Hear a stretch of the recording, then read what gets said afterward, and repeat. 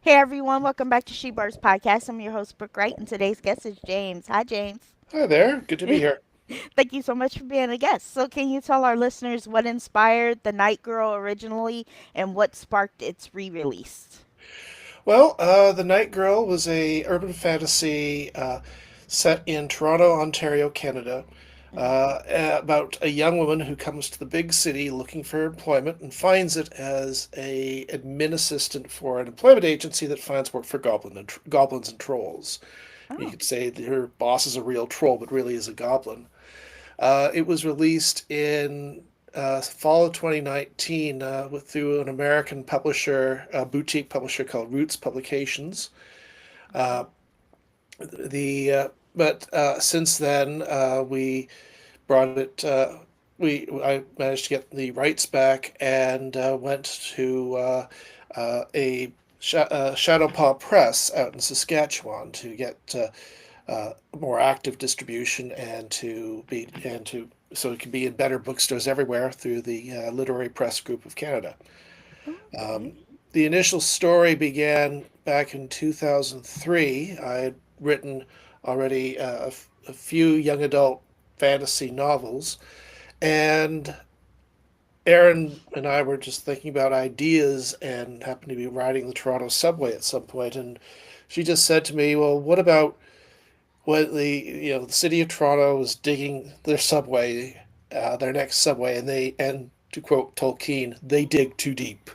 Hmm. And I didn't go full Tolkien on the story, but it did sort of spark some ideas that I played with and worked into what became the Night Girl of this um, this world that was like alongside of our own, where there were goblins and trolls Hmm. in amongst the hidden places of the city, and the human protagonist that gets to see it and interact with it and what happens next. So that's really where it came from.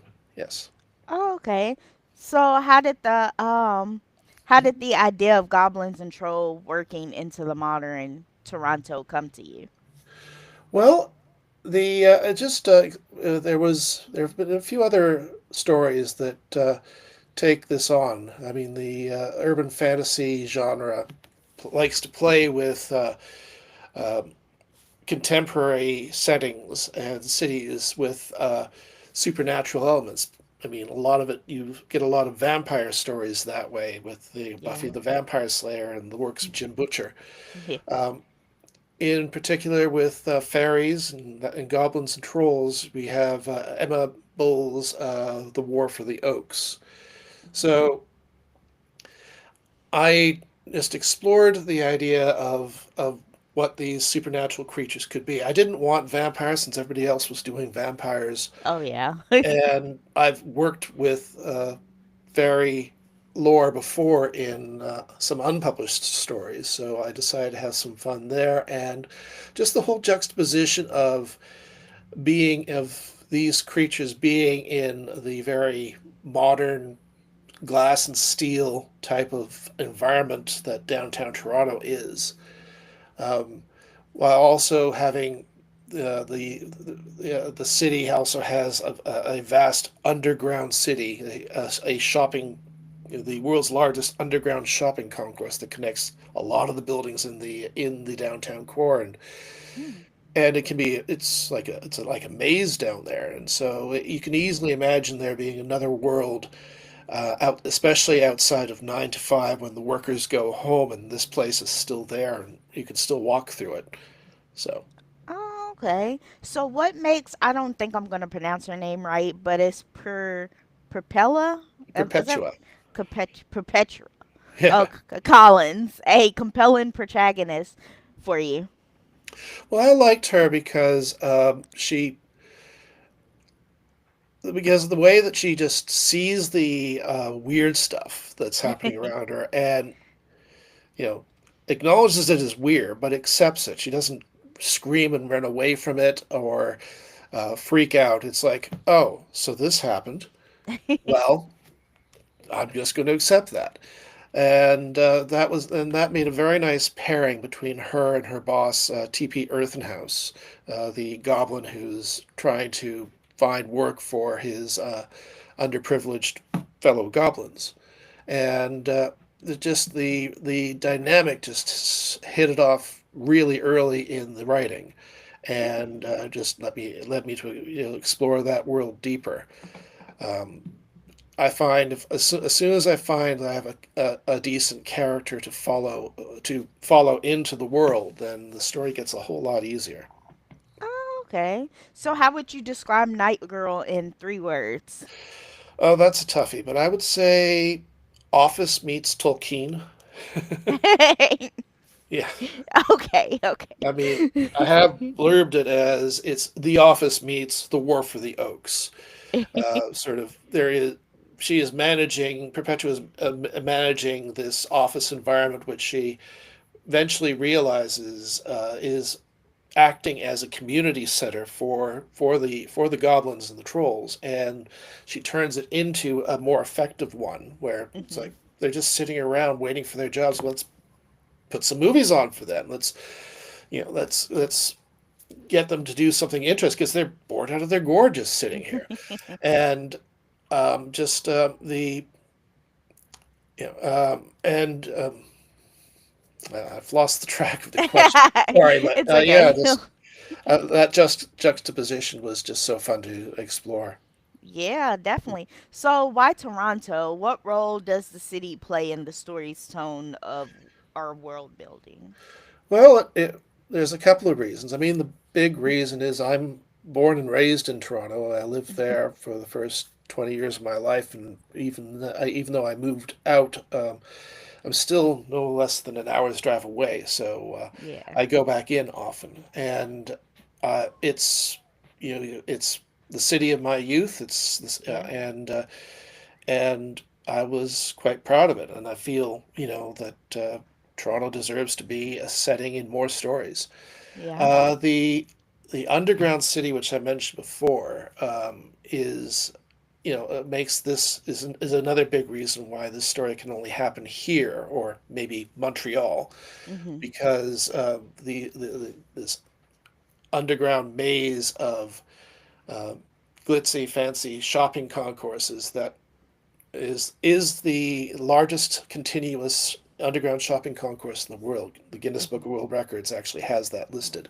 Wow. Um, it takes in hundreds of thousands of people during office hours, and then is almost completely empty all other times. But still, people sort of go through it in the weekends and stuff. So Yeah. that's very specifically a Toronto thing, and Toronto was also is well versed for being a city where this is a story about uh, eco- you know economic integration, about people coming to the big city trying to make a new life, trying to make it big, Mhm. and so that has to that's the story of the immigrant experience and all that has to happen in a big city like New York and Toronto or Montreal Mhm. or Chicago and stuff. But Toronto has the underground city, which makes it something that separates it from New York. Oh, okay. I've never been to. It's Canada, right? Yes. Toronto, Canada. Yeah, I've never been to Canada.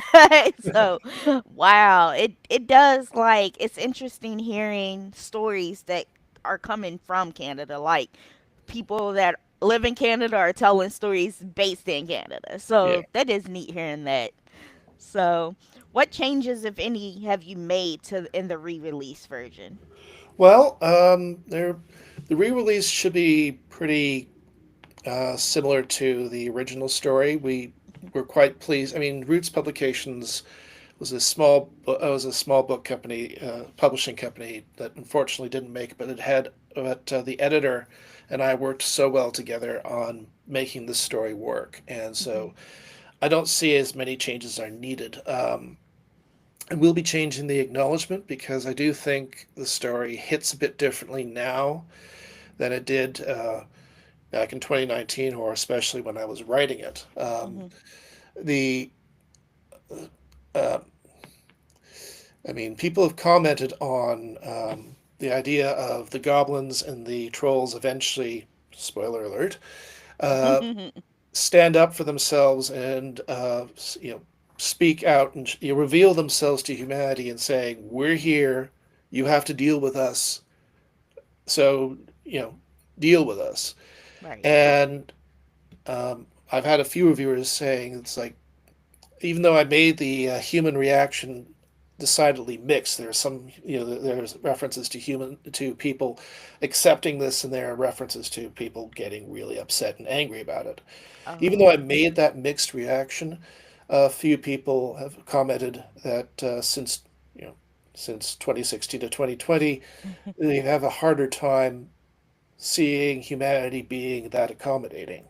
So, Uh, but I do think in this day and age, it's more important than ever to sort of stand up and speak for yourself, mhm. and say, "We're here. We're not going to go away. You have to accept our existence." Mhm. And that's more important than ever, especially in this day and age. And that's something I'll have to address, I think, in the acknowledgments. Yeah, definitely. So, were there scenes or themes you expand or cut in the re-release? Nothing really changed, but definitely when I was writing the story, which had started out, I have a tendency to throw everything at the wall and then see what sticks, and then try to make what sticks works. And so some of the things that came out that I wasn't expecting going in sort of the is the the uh, aspect of like being this pers- persecuted, underprivileged group, hiding from the human majority, and sort of linking this to the immigrant experience, or to homelessness, because I Mhm. mean, uh, the old mythology of like goblins and trolls is like they lived under bridges, and Mhm. well, I mean, that tells you a bit more about what these people actually were than any sort of magic they were talking about. Yeah. As I was writing the story, I mean, I wrote a draft and tried to sell it, but it wasn't quite clicking. Mhm. And one of the things that didn't quite work is, I mean, this first draft of the story only had goblins and trolls. There was reference to fairies who were like elves, like in Lord of the Rings, and Mhm. beautiful people, but they were set aside and said they got assimilated into the human race. Mhm. So I just didn't deal with them, and that made the whole rest of the story complicated because we had the relationship between the relationship between Perpetua and Earthenhouse about turning on, uh, the goblins and the trolls deserve better. Yeah. Uh, he also reacts, but in the original version, he reacted at the possibility that humanity might come to see the goblins and be a threat to them, Mhm. and that was just too much of a clash. And in the rewrite, I brought back the fairies. They're the beautiful people who are maintaining this veil that is keeping the human race from seeing the fairies, the goblins, and the trolls. Mhm. But unlike the goblins and the trolls, they're actually benefiting from the status quo. So they are afraid of what humanity will do if humanity sees them.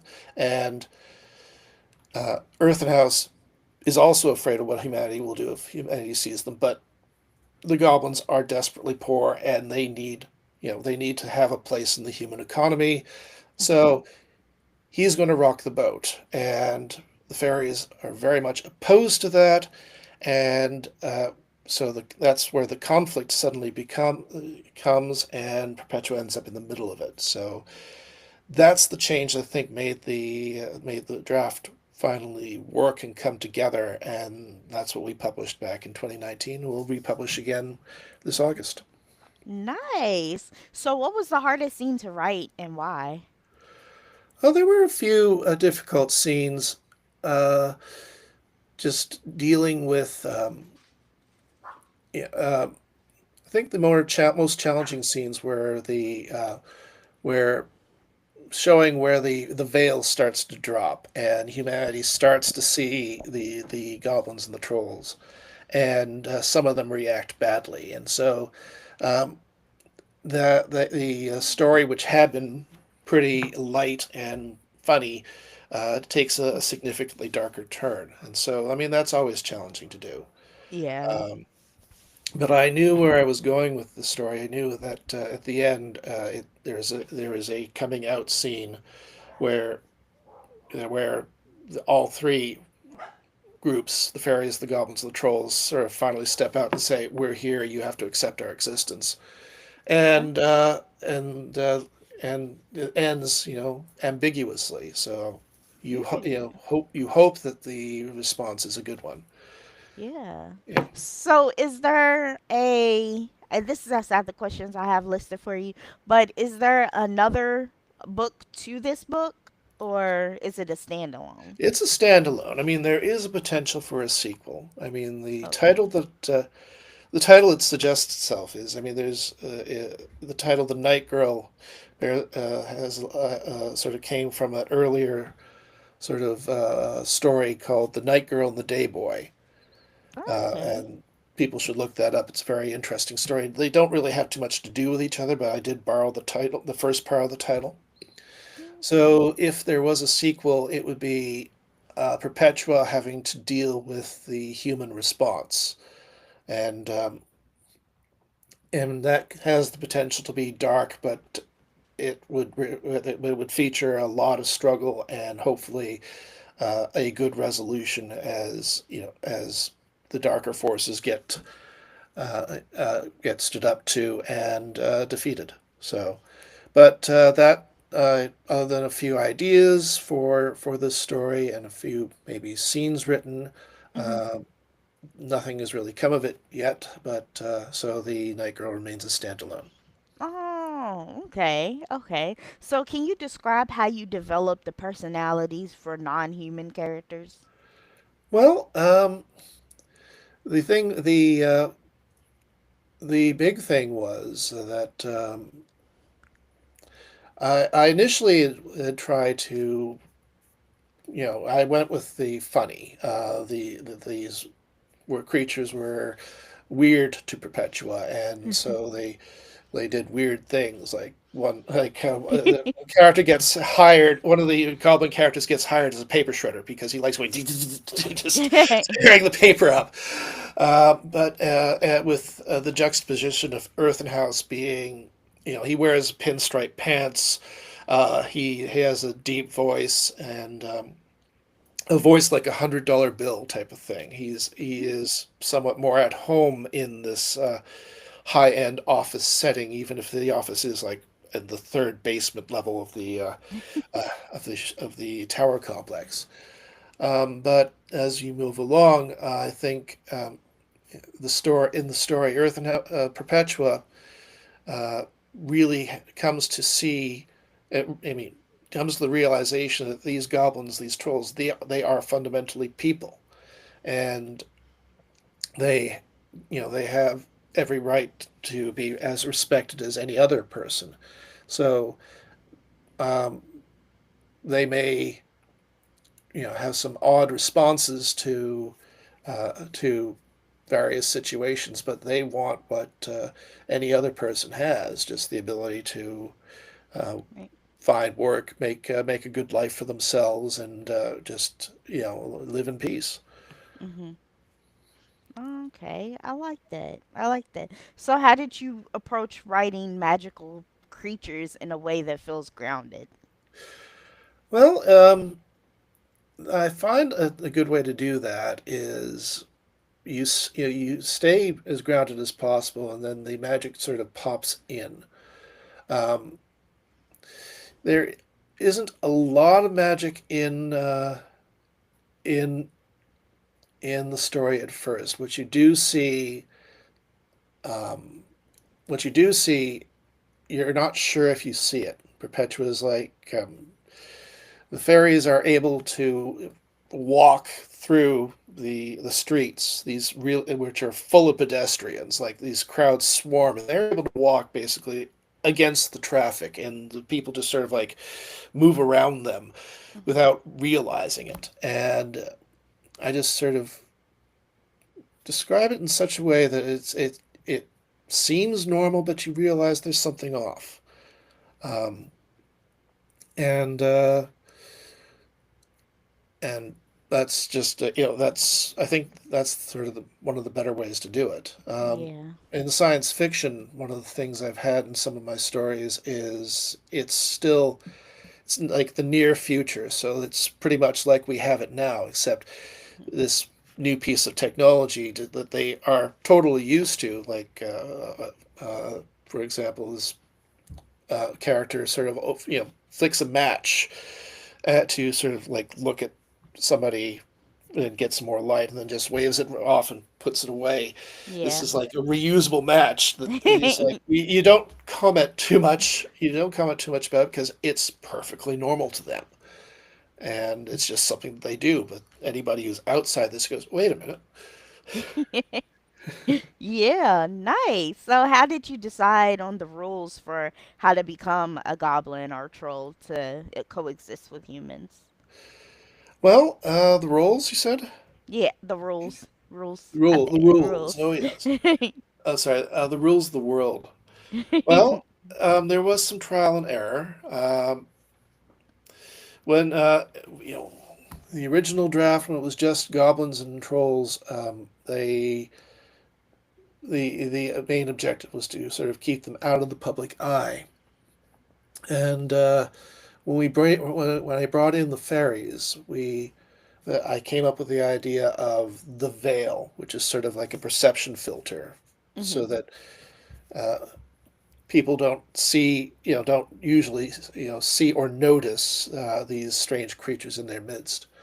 Um, I suggested that it's something that humans are like are powering this a lot of this on their own, because we do have a tendency to walk through our lives just sort of eyes on our phones or on the ground, just or staring straight ahead and not noticing what's around us. Yeah. So um, the rules of the world is that fairies, goblins, and trolls have always been there. They've just been behind the furniture and you haven't noticed, Yeah. type of thing. And so other than that, you know Huh. we come up with some explanations about how to keep that perception filter going, but we try to play the world as it is.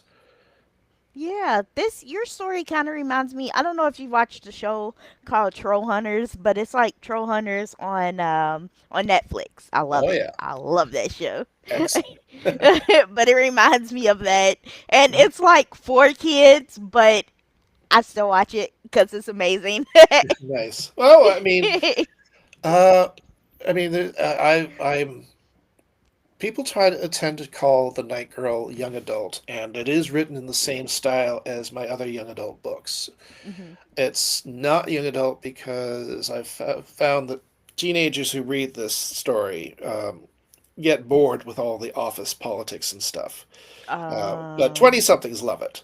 So, but the I find there's no shame in enjoying stories uh, or stories made for kids or for young adults. There are many good. I mean, these are perfectly valid uh, mhm.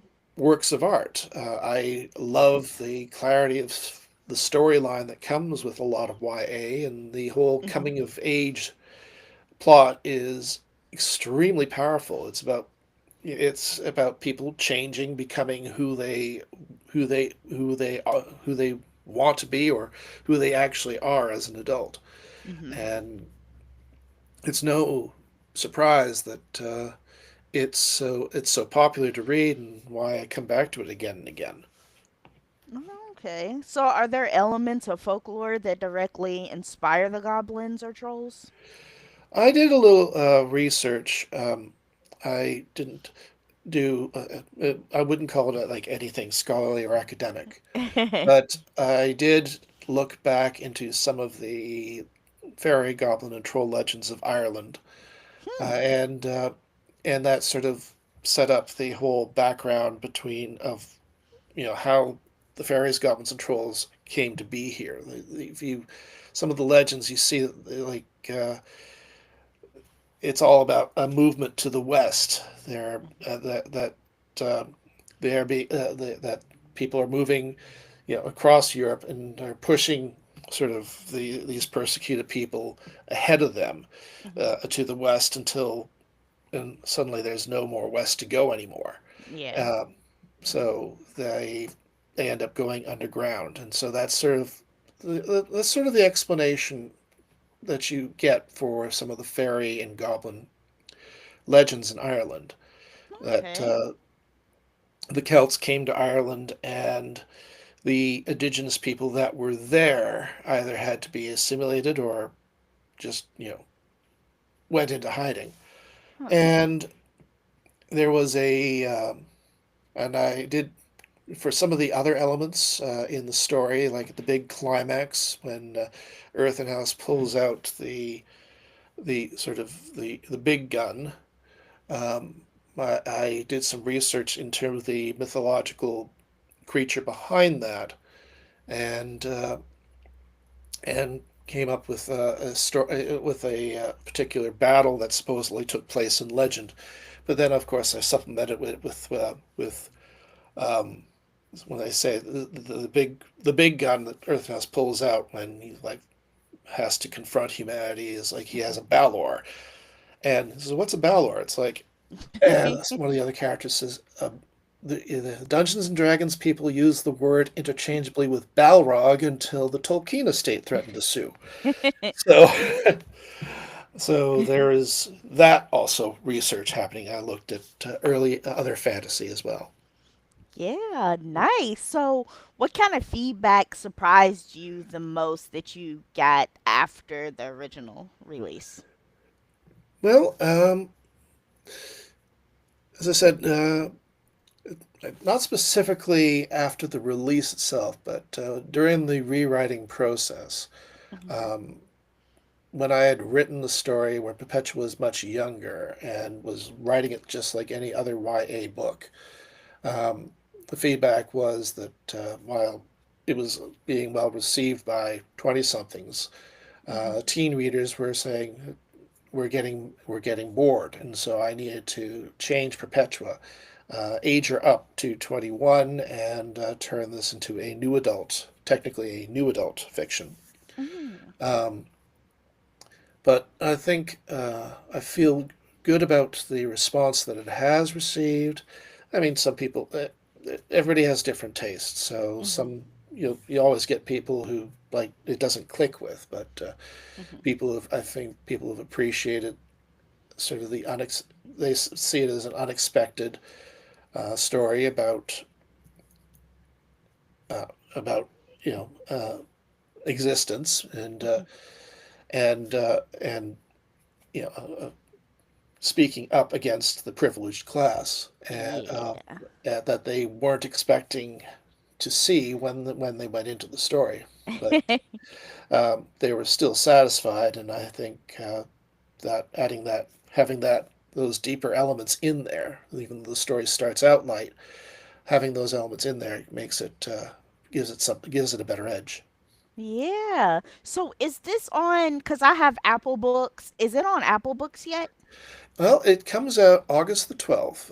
It comes Shadowpaw out. Press is publishing it, and they'll release it in physical format and print format and in ebook format. So I would expect it to be out in all good better ebook stores for sure. Okay. Um, but yeah, looking forward to the release in August and to promoting it further. Yeah, definitely. So, what creature would you say you related to the most, most in your book? I loved writing for the goblins, The but goblins. actually, I think the unsung hero of the books are the trolls. They Yeah, tend they're to my take, favorite. yeah, they take a bit of a back seat, but they are, I mean, there's sort of a four-way relationship here, where uh, fairies and humans are quote unquote the beautiful people, and goblins and trolls are not. Whereas the fairies and the goblins are magical, but humans and trolls are not. So Mhm. the trolls are not magical, but they are big, and they are, and and as a result, they have an ability that wasn't really expected when the veil was set. And Earth now is able to use this in order to make some serious headway in helping helping the economic fortunes of the goblins and the trolls. And also, another thing I had fun with is the goblins. Their names are complicated and sometimes silly, like Odin Chickenbane, that sort of thing, and long. And then we have this troll, it's Howard. It's like Perpetua's like, "That's your name, Howard?" Yes. What's your last name, Howard? Troll. Do you have a middle name, Howard? The. Howard the troll. Howard the Troll, Fred the Troll, Trixie the Troll. That's funny. I can't So, wait to read this.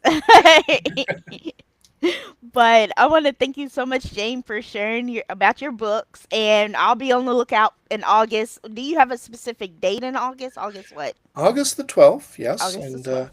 it'll come out with a new cover. Yeah. The old cover almost got me sued by the CN Tower. That's the tallest Oh. building in Toronto. I mean, that's a story. In Canada, it is quite clear that you cannot copyright a building. Oh. So any photo you take of a building, Hmm. you can do with as you please. So we did all the right things. We looked at a photograph site, and we Oh. purchased the rights to the photograph and used that as the cover. And then on the date of publication, I got a cease and desist letter from the team at the CN Tower to What? essentially, if I had followed that, to basically pulp the book. And I freaked out a little bit, but Hmm. I am so grateful to the writing community that I belong to here in Canada, especially to Cory Doctorow, who who is passionate about copyright issues and intellectual property rights, and who explained that they have no leg to stand on by the law, and even though they're going by a trademark, it's not like the trademark. You have to protect your brand, and it's from confusion and from confusion and uh, and it's not like the CN Tower is suddenly selling books about YA fantasy. And it's Hmm. not like I'm writing a It's not like people are going to think this is a guidebook and think the CN Tower is infested with goblin and trolls and not go. So he had a lawyer friend who worked pro bono to come up with a letter that basically we said, nuh and explained all of our reasons why in very detailed language. And Oh we wow. sent that back, and we also sent it to uh, Cory Doctorow's friend at the Toronto Star, Oh wow. who, it sort of blew up. So it blew up quite loudly on social media and in the national media. So it was a burst of publicity that would not have happened otherwise. And I'm sure it weighed for a very difficult day for those people, but well, hey, they gave me one too. So eventually they backed down and just, you know, they didn't actually say we were right. They just said, well, we're not going to pursue this forward further. Just, don't do it again. Oh wow. So. Uh, Wow. But I look forward to seeing the new cover. So yeah, I'm quite pleased with the new cover. Edwards put together a good one, and I'm looking forward to seeing it out. I'll be at Calgary's When Words Collide convention around mm, that time, so looking forward to nice. that. Nice. I want to And thank you. Oh, people go can ahead. also learn more about the book at nightgirl.ca, Yep. Night including girl. sample chapters. Yeah, I'm gonna go look on there right now. Nice. Thank you so much for being a guest today, James. You're I very welcome, enjoyed and thanks for it. having me. You have a great day. You too. Bye bye. Bye. Okay. Hey everyone, I want to thank you all so much for listening to my interview with James. Purchase his book in August 12th, he said. So go check that out. I want to thank you all so much for listening to my interviews. I really enjoy seeing my listeners on here asking questions. And yeah, see you next time. Bye.